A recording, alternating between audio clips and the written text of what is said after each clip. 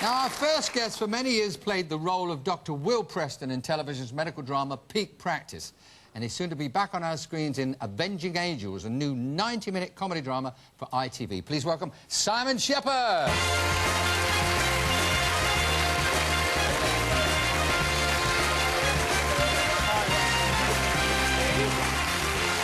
The way we're going, I think we'll need a doctor in the house today. I'm being very clumsy today. I don't know what is going on. I want one of those sweaters. Oh, I'll knit you one. Don't worry about it. I want both long arms. OK, yeah. no problem. She can do it. She's no, obviously. She doesn't always turn out the way she plans.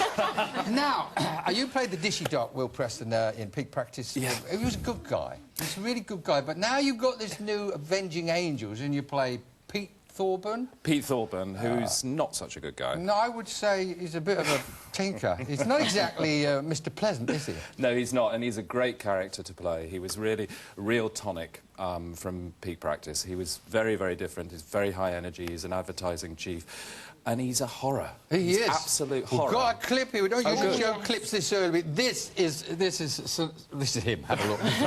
This is him.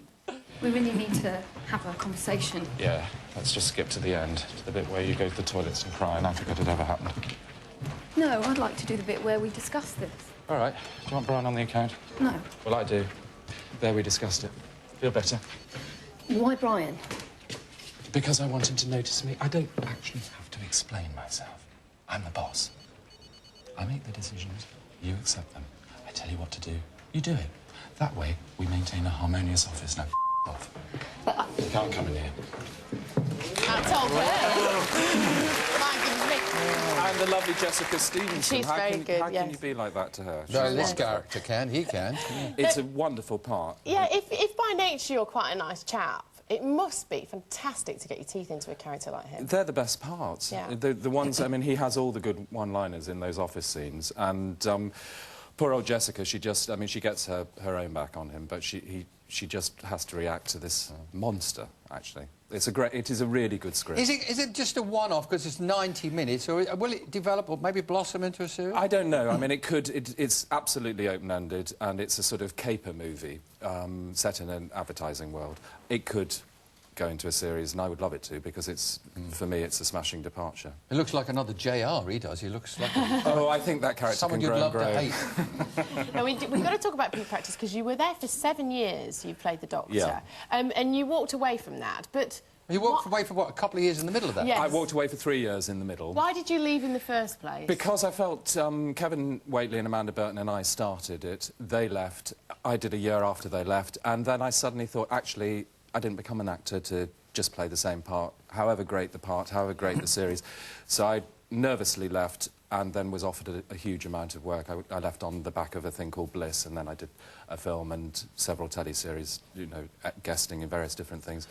Then they asked me to go back. Yeah, and what influenced you to go back again? I've got 4 young kids. There you go, your answer, yeah. And it's a great part. And the public, I mean, God bless you, they kept on saying, when is Dr. Will coming back? And eventually it's like an erosion. Suddenly, Yes. you go, oh, why not? Yes. And it was great, and I was thrilled to go back. When you win awards, like TV's sexiest doctor, I mean, I should imagine it's something you can't take it too seriously, can you? No, I look at my kids, and you know, and they really are going to say, Dad, you're the English answer to George Clooney. They're really going to believe that. No, you don't take it seriously. It's a good tag to have, but then, you know, there are lots of tags, and it's just another one. Yeah, and it helps as a PR and all that, pictures and hype, you know. Absolutely. Well, will we seeing any more of Peak Practice, or is it finished? I think you can still get it on satellite, and maybe they'll repeat it. But no at some new point. stuff, you don't? No, absolutely no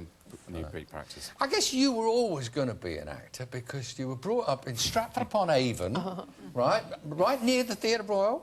Yeah. But not actually in the theatre. No, in the pub. In the Dirty Duck, which is, or if anybody knows Stratford, it's just opposite the theatre. And yes, we used to live above the pub. My dad, Ben, was the proprietor of the pub for 30 years. and that's where I was brought up. So you meet a lot of those actors. Did you get kind of a buzz from that? We used to get a buzz, actually, for first nights. You used to... Suddenly, Mum and Dad would be, you know, there'd be the Elnet hairspray going on. That was my mum. And, and the bow tie, because in those days they used to wear bow ties and all that. And Mum's black ruche dress used to come on. And there would be this sort of buzz. And then there was like a party atmosphere that went around the pub. And it obviously went on till the early hours of the morning, and, you know, my brother Robin and my bedroom used to be above the bar, so you would wake up and you'd hear people roaring drunk, and you just think that was normal. But your father didn't want you to be a publican or an actor. No. In that environment, quite difficult. And that's what I became an actor, and my brother became a publican. So I'm not going to tell my kids anything at all. No. Acting, we have to say, it can be a very precarious position. Yeah. And you had, you know, having some highs, but you had along the way one or two. Yeah, I think everybody has, and I mean, you nearly lost your house once, didn't you? Well, no, we were on the... We had a house... We have a house in Brittany, and classic mistake. You know, you buy the house with the tax money, and then the tax bill comes in, and another baby's on the way, and the two-income family suddenly becomes a one-income family, and you go, house, tax, bank, please. And the bank actually bailed us out, and then Peak Practice bailed us out even more, and it was the best job of my career. It was a wonderful job. It's onwards and upwards now, I really do. So what advice would you give to a wannabe actor? I would say, is there anything else that you could possibly do? Really? I really would. If there is nothing else that you can do, then just grab it and do it.